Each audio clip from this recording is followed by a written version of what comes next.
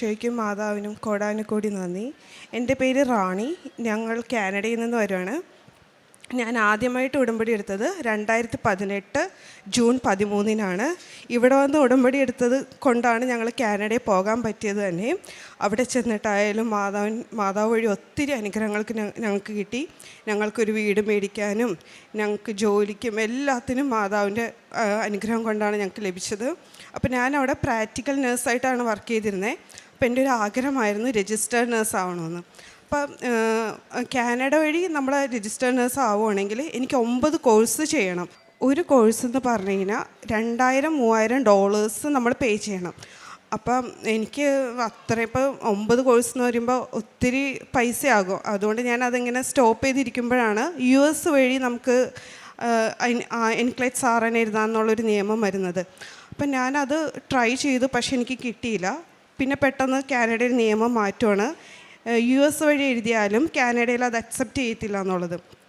അങ്ങനെ ഞാൻ കഴിഞ്ഞ കൊല്ലം ജൂൺ 23 ജോസഫ് അച്ഛൻ കാനഡയിൽ വന്നിട്ടുണ്ടായിരുന്നു. ഞങ്ങൾ കുടുംബത്തോടെ പോയി അച്ഛൻ്റെ ഉടമ്പടി ധ്യാനം പങ്കെടുത്തായിരുന്നു. അവിടെ വെച്ച് ഞാൻ ഉടമ്പടി പുതുക്കി. അതിനു മുന്നേ ഞാൻ ഉടമ്പടി പുതുക്കുമായിരുന്നു, ഓൺലൈൻ വഴിയാണ് പുതുക്കിക്കൊണ്ടു പോകുന്നത്. അപ്പം അച്ഛൻ എൻ്റെ തലയിൽ തൊട്ട് പ്രാർത്ഥിച്ചിട്ട് പറഞ്ഞു, നീ ധൈര്യമായിട്ട് പോയിക്കോ, നിനക്ക് ഇനി അടുത്ത പ്രാവശ്യം എൻക്ലേറ്റ്സ് കിട്ടും. പക്ഷേ എനിക്ക് എലിജിബിലിറ്റി ഇല്ല, ഒന്നുമില്ല. ഞാൻ എങ്ങനെ പോയി എഴുതാനാണ്? ഞാനിങ്ങനെ മനസ്സുകൊണ്ട് ചിരിച്ച്, എനിക്കൊന്നും എഴുതാനുള്ള ഒരു കഴിവ് എനിക്കില്ല. പിന്നെ ഞാൻ എങ്ങനെ പോയി എഴുതാനാന്ന് വിചാരിച്ച് ഇങ്ങനെ ഇരിക്കുമ്പോഴാണ് ഞാനിങ്ങനെ ഡേറ്റ് ഇട്ട് പ്രാർത്ഥിക്കുമായിരുന്നു. ഇനി നെക്സ്റ്റ് ഇയർ ജൂൺ 23, അതായത് 2025 ജൂൺ 23 മുൻപായിട്ട് എനിക്ക് എൻക്ലേറ്റ്സ് കിട്ടണേ എന്ന് പ്രാർത്ഥിക്കുമായിരുന്നു മാതാവിൻ്റെ അടുത്ത്. അപ്പം പെട്ടെന്ന് കാനഡയിലെ നിയമം മാറുവാണ്. അതായത് 2025 ഏപ്രിൽ 1 നിയമം മാറുവാണ്. എനിക്ക് പെട്ടെന്ന് അവർ എലിജിബിലിറ്റി തരുവാണ്. 9 കോഴ്സ് ചെയ്യേണ്ട, നീ ഡയറക്റ്റ് പോയി എക്സാം എഴുതിക്കോളാൻ. എനിക്കത് ഭയങ്കര ഒരു അത്ഭുതമായിപ്പോയി. എന്തായിരുന്നു വെച്ചാൽ ഒരു മെറിറ്റില്ലാത്ത എന്നോട് പോയി എക്സാം എഴുതിക്കോളാൻ അവർ പറയുന്നത്. അങ്ങനെ ഞാൻ ഫുൾ ടൈമായിട്ട് വർക്ക് ചെയ്തുകൊണ്ടിരിക്കുകയാണ് പ്രാക്ടിക്കൽ നേഴ്സായിട്ട്. പക്ഷേ എനിക്ക് പഠിക്കാനുള്ള സാഹചര്യമൊന്നുമില്ല. പിള്ളേരുണ്ട്, വീട്ടിലെ കാര്യങ്ങൾ, ഫുൾ ടൈം ജോലി.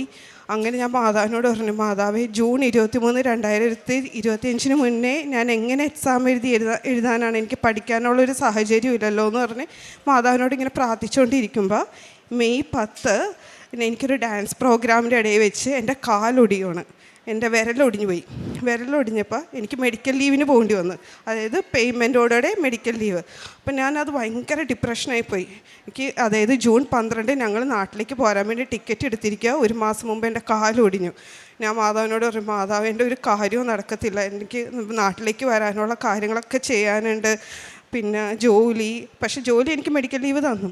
അപ്പം മാതാവിനോട് പറയുന്നത്, എനിക്കിത് പഠിക്കാനുള്ള സമയമാണല്ലോ, എനിക്കിത് പഠിച്ചുകൂടെയിരുന്നു. അങ്ങനെ ഞാൻ ക്ലാസ്സിലൊന്നും അറ്റൻഡ് ചെയ്യാതെ തന്നെ ഇരുന്ന് യൂട്യൂബ് നോക്കി ഒരു ആപ്പ് എടുത്ത് തന്നെ ഇരുന്ന് പഠിച്ചുകൊണ്ട് ഇങ്ങനെ ഇരിക്കുകയാണ്. പക്ഷേ അതിൻ്റെ ഇടയ്ക്ക് ഞങ്ങൾക്ക് നാട്ടിൽ വരണം. അതോടെ പഠിത്തം കുറച്ച് സ്റ്റോപ്പായിപ്പോയി. എന്തായിരുന്നു വെച്ചാൽ പാക്കിങ്ങും പിള്ളേരുടെ കാര്യമൊക്കെ ആയിട്ട് ഞാൻ ഇങ്ങനെ സ്റ്റോപ്പായിപ്പോയി. അങ്ങനെ ജൂൺ 12 ഞങ്ങൾ ഞാനപ്പോൾ ഡേറ്റ് എടുത്തു. ജൂൺ 17 ബാംഗ്ലൂർ വന്ന് എക്സാം എഴുതാമെന്നുള്ള ഡേറ്റ് എടുത്തു. എനിക്കൊരാഗ്രഹമായിരുന്നു മാതാവിൻ്റെ അടുത്തൊന്ന് പ്രാർത്ഥിച്ചിട്ട് പോയി എക്സാം എഴുതണമെന്ന്. അങ്ങനെ ഞങ്ങൾ ജൂൺ 12 കാനഡയിൽ നിന്ന് പോരുവാണ്.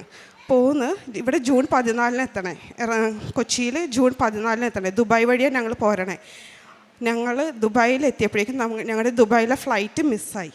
അപ്പോൾ ഫ്ലൈറ്റ് മിസ്സായി കഴിഞ്ഞപ്പോഴേക്കും ഞങ്ങൾക്ക് 4 പേർക്ക് മാത്രമായിട്ട് പുതിയൊരു ബോർഡിങ് തന്നവർ 4 മണിക്കൂർ കഴിഞ്ഞ് ഒരു പുതിയൊരു ഫ്ലൈറ്റ്. പക്ഷെ ഞങ്ങളുടെ കൂടെ ഞങ്ങളുടെ ഫ്ലൈറ്റിലുണ്ടായിരുന്നവർക്ക് ആർക്കും വേറെ 4 മണിക്കൂർ കഴിഞ്ഞുള്ള ഫ്ലൈറ്റ് കിട്ടിയില്ല. അവർക്ക് എല്ലാവർക്കും 2 ദിവസം കഴിഞ്ഞിട്ടുള്ള ഫ്ലൈറ്റ് കിട്ടിയത്. ഞങ്ങൾക്ക് അങ്ങനെ കിട്ടുമായിരുന്നെങ്കിൽ എനിക്ക് ജൂൺ 17 ഒരിക്കലും വന്ന് ബാംഗ്ലൂർ പോയി എക്സാം എഴുതാൻ പറ്റില്ലായിരുന്നു.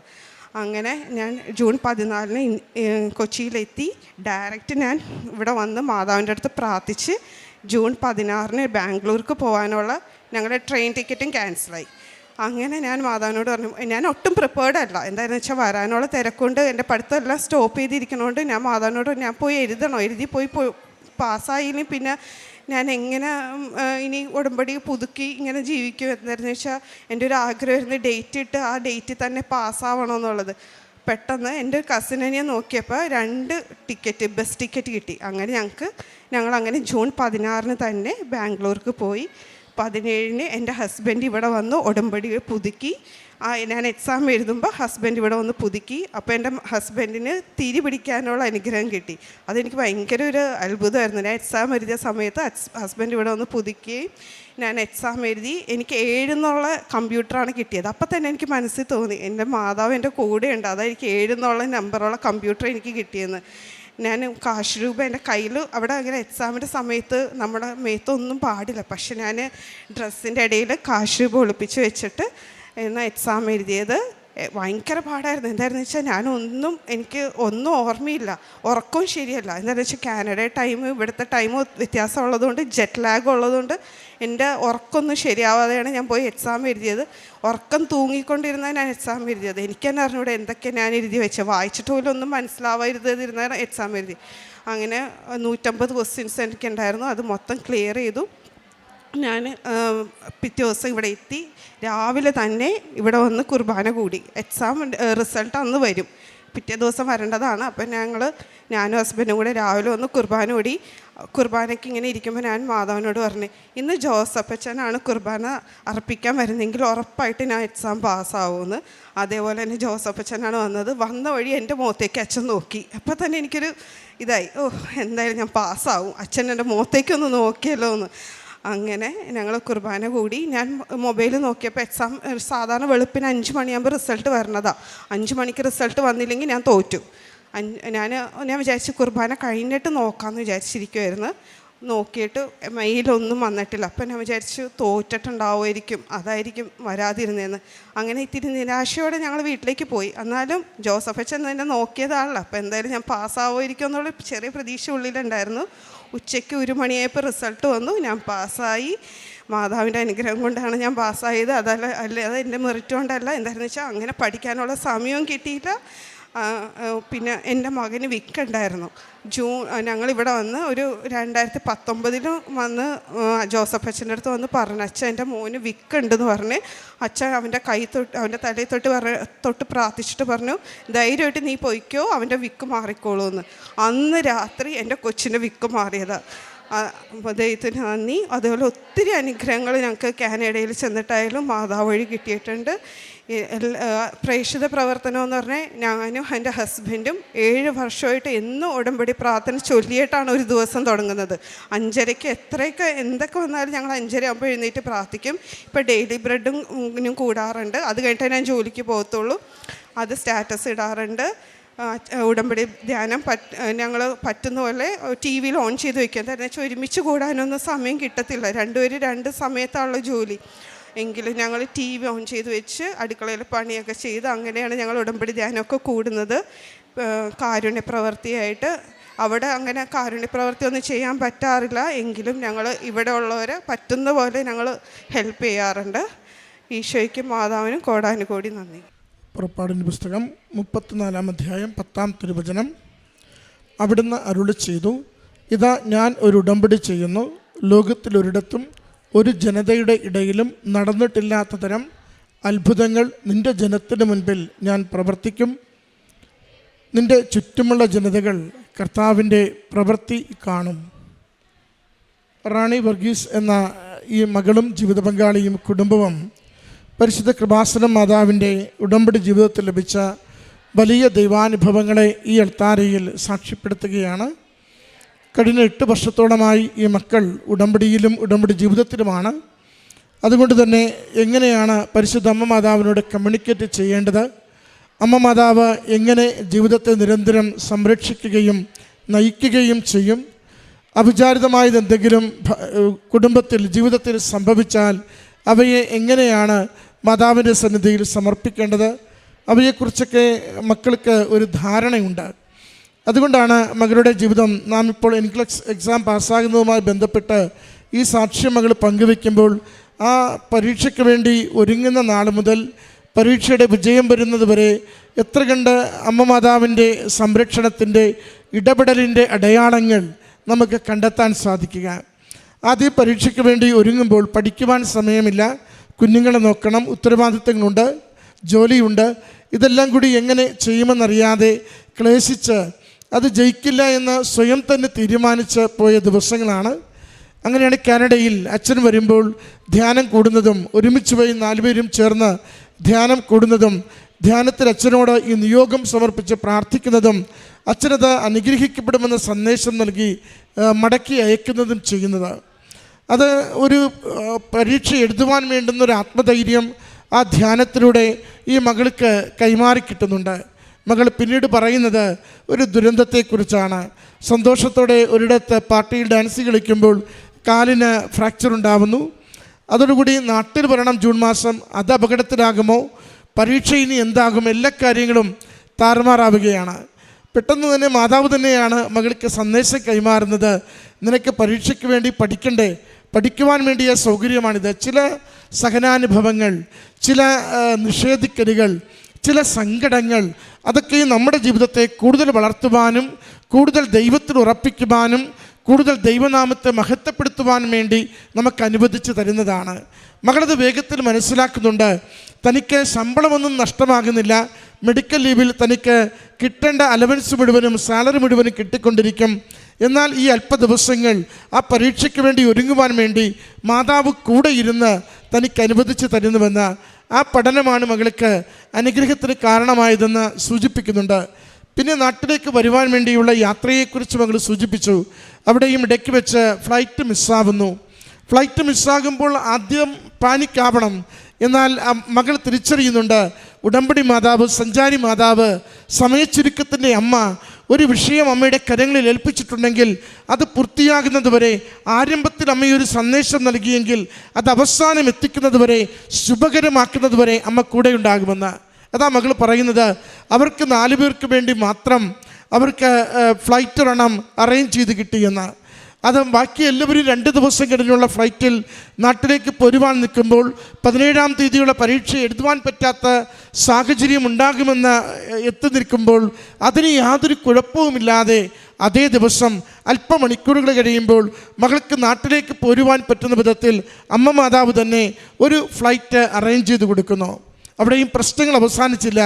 നാട്ടിൽ വരുമ്പോൾ ട്രെയിൻ മിസ്സാവുന്നു. ഇതെല്ലാം കണക്റ്റഡ് ആണല്ലോ. ഇവിടെ വന്നു കഴിയുമ്പോൾ ട്രെയിൻ മിസ്സാവുന്നു, ട്രെയിൻ ലഭിക്കുന്നില്ല. അതും അമ്മയുടെ കരങ്ങളിലാണ്. സഞ്ചാരി മാതാവ് ഒപ്പം സഞ്ചരിച്ചുകൊണ്ട് എവിടെയൊക്കെയാണോ നമുക്ക് പ്രതിസന്ധികൾ, നമ്മുടെ കണ്ണുകളിൽ വഴിയടയുക, അവിടെയൊക്കെ വാതിലുകൾ തുറക്കുന്ന അമ്മയെ നമുക്കെപ്പോഴും അനുഭവിക്കുവാൻ സാധിക്കും. അതാണ് മകൾ പറയുന്നത്. 2 ടിക്കറ്റ് മാത്രം അവിടെ അനുവദിച്ച് കിട്ടി. ആ 2 ടിക്കറ്റ് അനുവദിച്ച് കിട്ടിയപ്പോൾ ഒരു ബസ്സിൽ നേരെ ബാംഗ്ലൂർക്ക് പോകുവാൻ മകൾക്ക് സാധിച്ചു. അങ്ങനെ ബാംഗ്ലൂരിൽ ചെന്നു. മകൾ അടുത്ത വിഷയം വീണ്ടും സൂചിപ്പിക്കുന്നുണ്ട്. ഒരാൾക്കൊരു പരീക്ഷ എങ്ങനെയൊക്കെ ജയിക്കാതിരിക്കാം, തോൽക്കുവാനുള്ള നിരവധി കാരണങ്ങൾ കണ്ടെത്തുവാൻ ഈ യാത്ര മതി. കാലൊടിഞ്ഞത് മുതൽ ഈ ബാംഗ്ലൂരിൽ പരീക്ഷ എഴുതിയ നിമിഷം വരെയുള്ള ഓരോ കാര്യവും എടുത്ത് പറയാം. ഇന്ന കാരണം കൊണ്ട് തോറ്റുവെന്ന്, എന്തുകൊണ്ട് ജയിച്ചു എന്നതിന് എൻ്റെ കൂടെ ഉടമ്പടി മാതാവ് ഉണ്ട് എന്ന് മാത്രമേ പറയാനുള്ളൂ. കാരണം അവിടെ ചെല്ലുമ്പോൾ അവൾ പറയുന്നു, അത് ഗിറ്റ്ല കഴിച്ചു, അവിടുന്ന് സമയവ്യത്യാസമുള്ളത് കൊണ്ട് ഞാൻ പരീക്ഷയ്ക്ക് ചെന്നിരുന്ന് ഉറക്കം തൂങ്ങി തുടങ്ങി. ഞാൻ ഉറക്കം തൂങ്ങിയപ്പോൾ എൻ്റെ ഭർത്താവ് ഇവിടെ വെളിച്ചം പിടിച്ചുകൊണ്ട് നിൽക്കുകയാണ്. വെറുതെയല്ല കൈകളിൽ തെരുപിടിച്ച് നിൽക്കുന്നത്. ഉടമ്പടി പുതുക്കുവാൻ വേണ്ടി ജീവിത പങ്കാളി ഇവിടെ എത്തുമ്പോൾ കൈകളിൽ കൊടുക്കുന്നത് തിരിയാണ്, കത്തിച്ച ദൈവനാളമാണ്. അതായത് എൻ്റെ ഉറക്കത്തിലും ഉണർച്ചയുടെ ദൈവം എന്നെ സഹായിക്കുന്നുവെന്ന് മകൾക്കത് അനുഭവം കൊടുക്കുന്നതാണ്. മകൾ പറയുന്നുണ്ട്, ആ പരീക്ഷ എഴുതി അടുത്ത ദിവസം രാവിലെ ഇവിടെ കുർബാനയ്ക്ക് വേണ്ടി എത്തുന്നു. മകളിത് പറയുമ്പോൾ അത് വലിയൊരു വിഷയമുണ്ട്. മകളിവിടെ വന്നിട്ട് മനസ്സിൽ പറയുന്നുണ്ട്, ജോസഫ് അച്ഛൻ വന്നാൽ ആ പരീക്ഷ ജയിക്കുമെന്ന്. ശരിക്കും അച്ഛൻ അമേരിക്കയിൽ നിന്ന് ധ്യാനം കഴിഞ്ഞ് വന്നെത്തിയ ദിവസമാണത്, ബുധനാഴ്ച ദിവസമാണത്. അത് ബുധനാഴ്ചയെന്ന് ഞാൻ കരുതുന്നു. കാരണം ബുധനാഴ്ച ദിവസം അച്ഛൻ്റെ കുർബാനയാണ്, അത് സ്വാഭാവികമായിട്ടും. പക്ഷേ അതല്ല വിഷയം. ജോസഫ് അച്ഛൻ അമേരിക്കയിൽ ധ്യാനം കഴിഞ്ഞിട്ട് തിരികെ നാട്ടിലെത്തിയതിൻ്റെ ആദ്യ ദിവസങ്ങളാണത്. ആ 1-2 ദിവസം തലേ ദിവസമാണ് അച്ഛൻ എത്തിയത്. മകളുടെ ഒരു അമ്മയുടെ കരങ്ങളിലേക്കൊരു നിയോഗം കൊടുക്കുമ്പോൾ ആ നിയോഗം വെറുതെ ഒരു കുർബാനയ്ക്ക് അച്ഛനെ കാണുക എന്നതല്ല. പക്ഷേ അമ്മ മാതാവ് ഒരുപക്ഷെ അച്ഛൻ ഇല്ലാതിരിക്കേണ്ട ദിവസങ്ങളാണത്.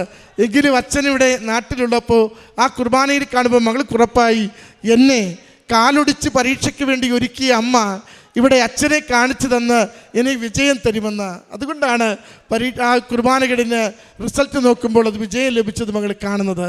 പ്രിയമുള്ളവരെ, ഉടമ്പടി ജീവിതം അച്ഛൻ പറയും ഉടമ്പടിയുടെ ഒരു പ്രത്യേകത അത് ശുഭകരമാക്കുമെന്ന്.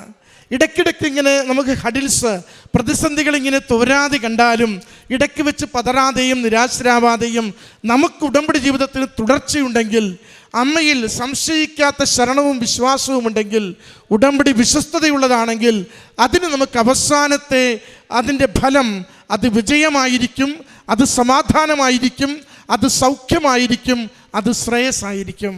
മകൾ എൽത്താരയിൽ പറഞ്ഞ സാക്ഷ്യത്തിൻ്റെ പ്രത്യേകത ഏതാണ്?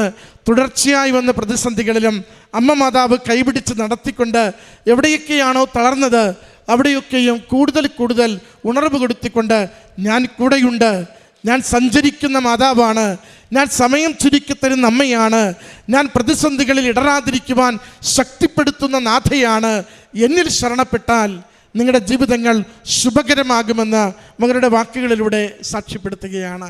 മകൾക്ക് ലഭിച്ച, കുടുംബത്തിന് ലഭിച്ച ഈ വലിയ അനുഗ്രഹത്തിന് അമ്മ മാതാവിനും തിരുക്കുമാരനും നന്ദി പറഞ്ഞുകൊണ്ട് കരങ്ങളടിച്ച് ഈ സാക്ഷ്യം സമർപ്പിക്കാം. അത്യപൂർവ ദൈവാനുഭവങ്ങൾ ഇനി നിങ്ങൾക്കും സ്വന്തം.